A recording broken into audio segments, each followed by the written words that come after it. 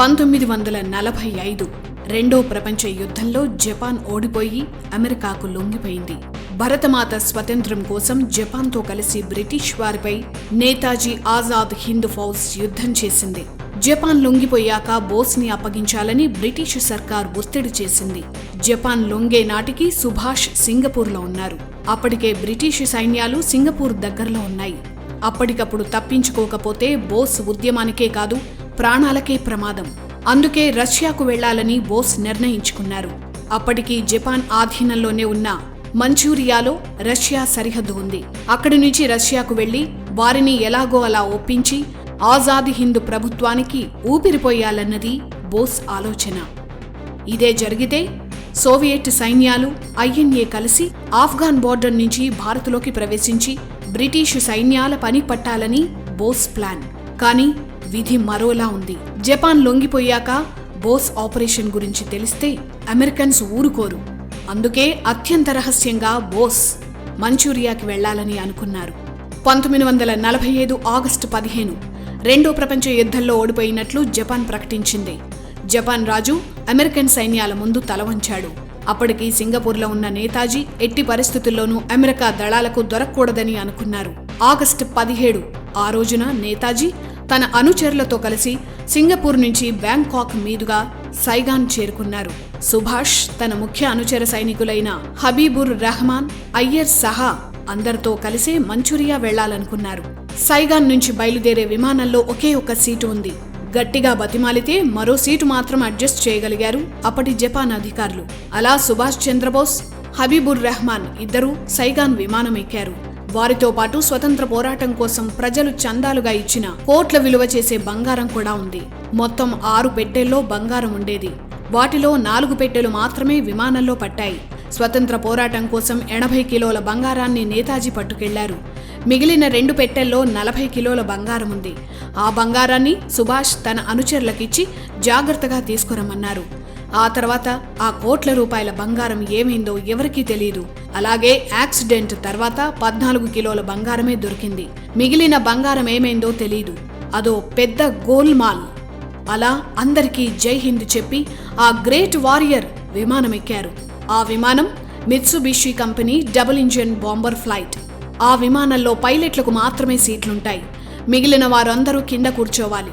అలా బోస్, రెహమాన్ ఇద్దరు కిందే కూర్చున్నారు.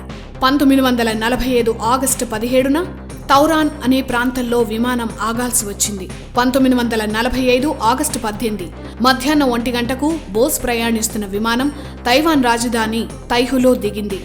ఇప్పటి తైపేనే ఆనాటి తైహు. అప్పట్లో తైవాన్ జపాన్ ఆధీనంలో ఉండేది. మధ్యాహ్నం 2:30కి బోస్ బృందం బయలుదేరాలి.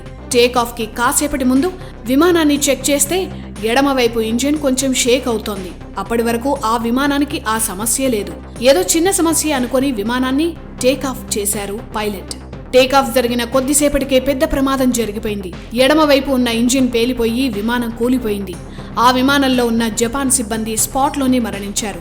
ఆ రోజు జరిగిన ఘటనకి ప్రత్యక్ష సాక్షి సుభాష్ చంద్రబోస్తో పాటు ఉన్న హబీబుర్ రెహమాన్. విమానం కూలిన వెంటనే నేతాజీ మంటల్లో చిక్కుకున్నారు. హబీబుర్ రెహమాన్ మంటలు ఆర్పే ప్రయత్నం చేశారు.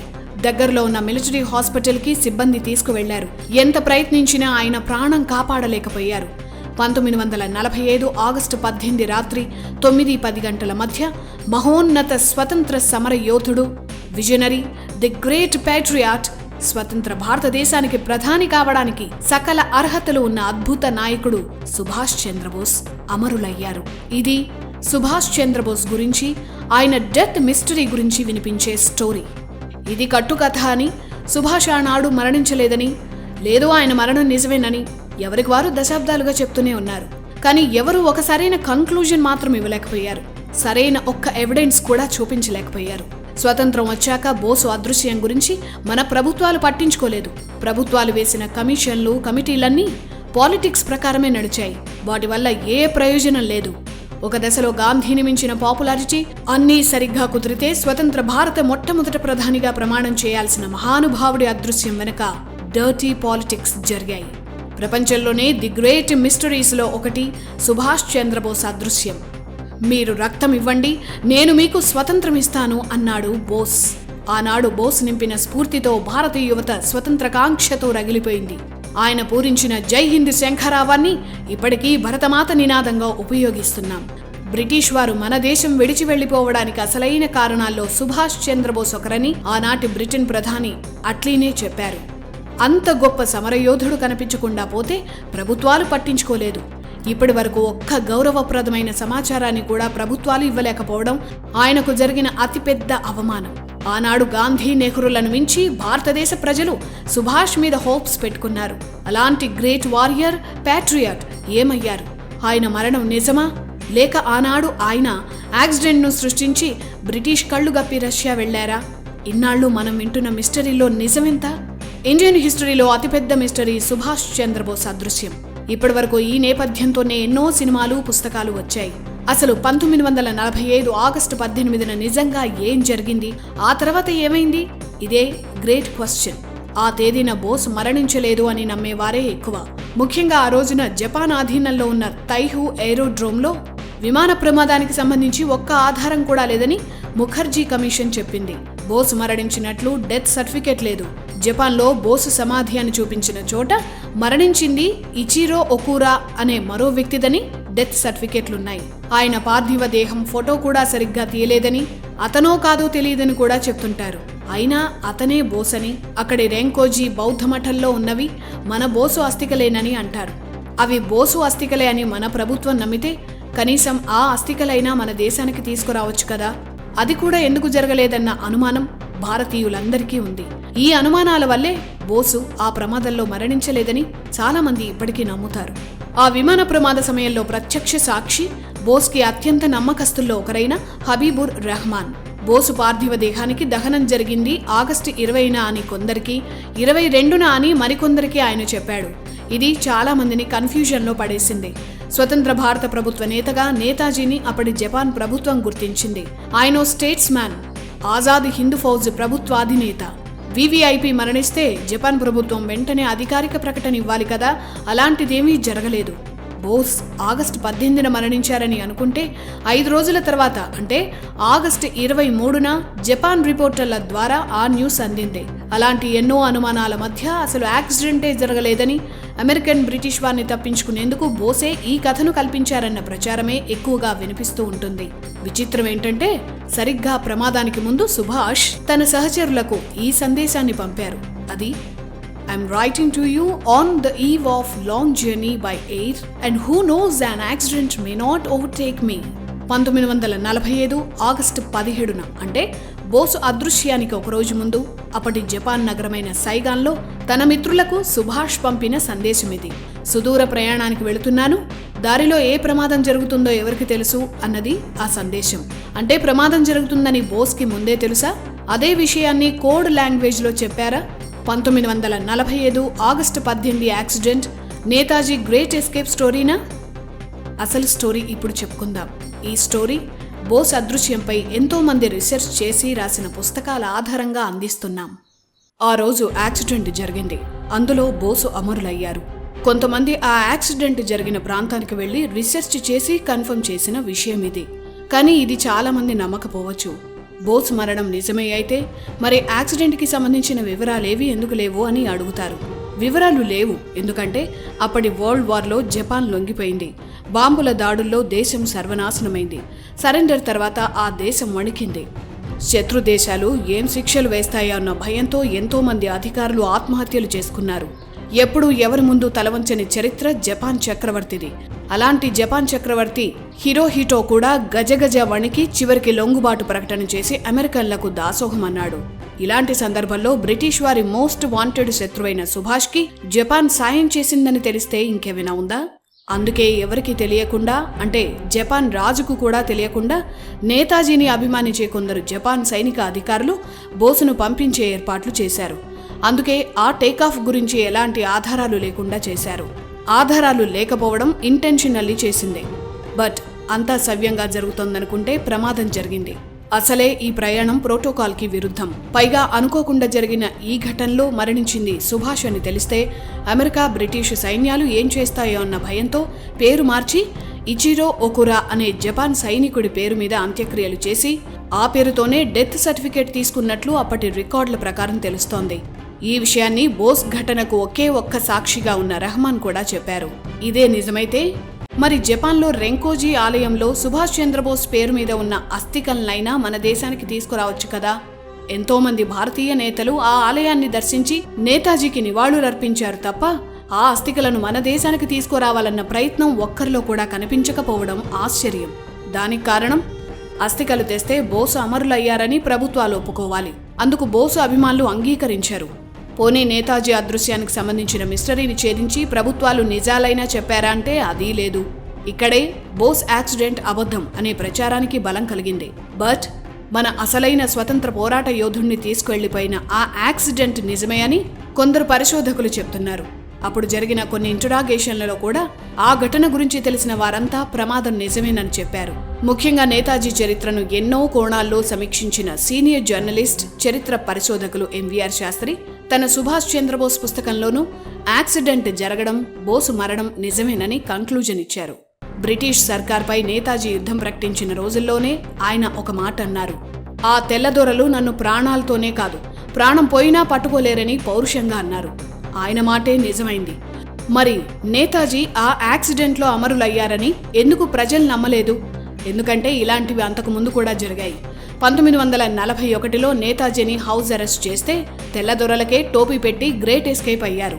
అప్పుడు కూడా బోసుని బ్రిటిష్ వాళ్ళేదో చేశారని ప్రజలు అనుకున్నారు. ఆ తర్వాత 1942 ఫిబ్రవరి 19న బెర్లిన్ నుంచి ఆజాద్ హింద్ రేడియోలో భారతీయులను ఉద్దేశించి నేతాజీ చేసిన ప్రసంగం బ్రిటిష్ని వణికించింది. బోస్ విమాన ప్రమాదంలో మరణించారని 1942లో బీబీసీ రాంగ్ న్యూస్ బ్రాడ్కాస్ట్ చేసింది. అప్పుడు కూడా బెర్లిన్ నుంచి నేతాజీ నేను బతికే ఉన్నానని మెసేజ్ ఇచ్చారు. ఇన్ని ఘటనలు ఉండడం వల్లే విమాన ప్రమాదంలో బోసు మరణించారంటే దేశం నమ్మలేదు. మళ్ళీ ఏదో మెసేజ్ పంపిస్తారని ప్రజలు ఎదురు చూశారు. కానీ ఈసారి మెసేజ్ రాలేదు. నిజంగా బోసు ఉండుంటే తాను ఉన్నానన్న మెసేజ్ ఖచ్చితంగా పంపేవారు.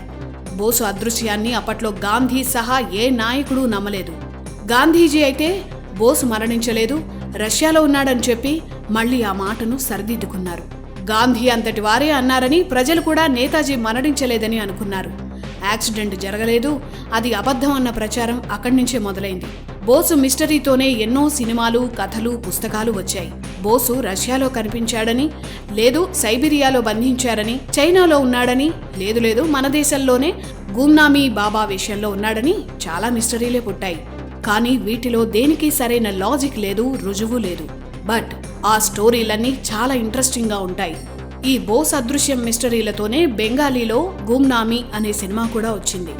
మరి ఇవన్నీ మిస్టరీలైతే అసలు స్టోరీ ఏంటి?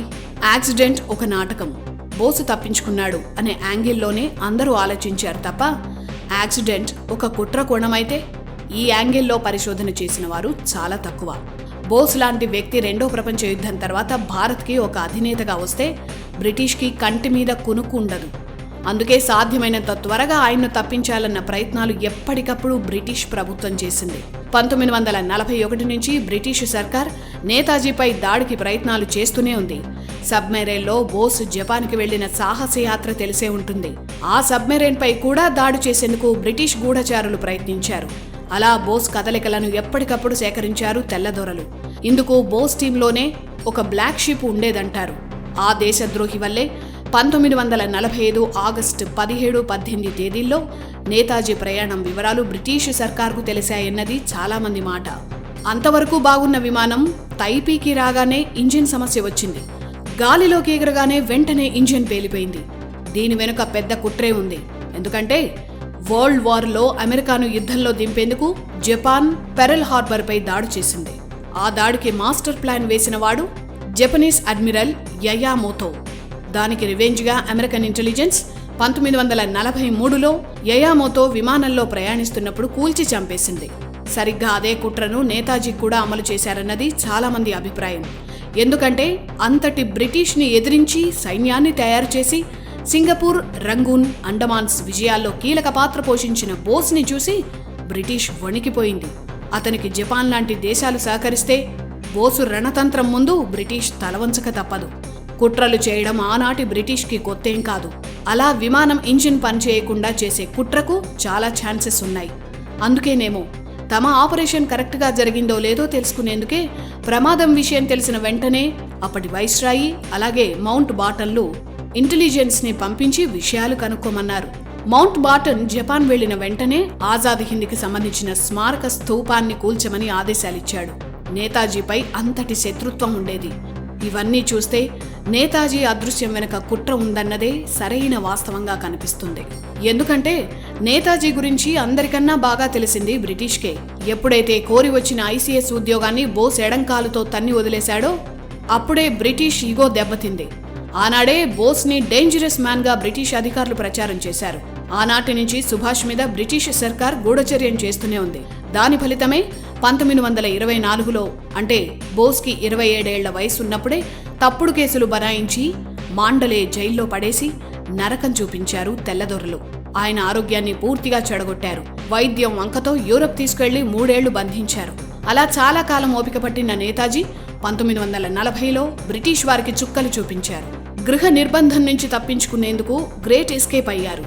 ఆయన్ని వెతికి పట్టుకోవడానికి యుద్ధ విమానాలను కూడా పంపించిన బ్రిటిష్ సర్కార్ బోసు కనిపిస్తే చంపేయమనే ఆదేశాలిచ్చింది. అయినా సముద్రాలు దాటి వెళ్లి ఆజాద్ హింద్ ఫౌజ్ని స్థాపించాడు. విదేశాల నుంచే బ్రిటిష్పై యుద్ధం ప్రకటించాడు. రెండో ప్రపంచ యుద్ధంలో బ్రిటిష్ వారిని ఎక్కువ భయపెట్టింది సుభాష్ చంద్రబోసే. ఇందులో ఎలాంటి అనుమానం అక్కర్లేదు. అలా బోసుకి 25 ఏళ్ల వయసున్నప్పటి నుంచే బ్రిటిష్ వారికి నేతాజీపై ప్రత్యేకమైన పగ ఉంది. ఎప్పుడు అతన్ని మట్టు పెడదామా అని చూశారు. ఎందుకంటే బ్రిటిషు సైన్యంలో దేశం కోసం పోరాడాలి అన్న స్ఫూర్తిని నింపింది సుభాషే. నేతాజీ వల్లే 1947 నాటికి బ్రిటిషు సైన్య వ్యవస్థ పునాదులు కదిలిపోయాయి. ఆ విషయాన్ని ఆనాటి బ్రిటన్ ప్రధాని అట్లీనే చెప్పారు. 1947 నాటికి బ్రిటన్ ప్రధాని అట్లీ. అతను 1956లో భారత పర్యటనకు వచ్చారు. అప్పటి బెంగాల్ రాష్ట్రం యాక్టింగ్ గవర్నర్ ఫణిభూషణ్ చక్రవర్తి. ఆయన అట్లీని కొన్ని విషయాలు సూటిగా అడిగారు.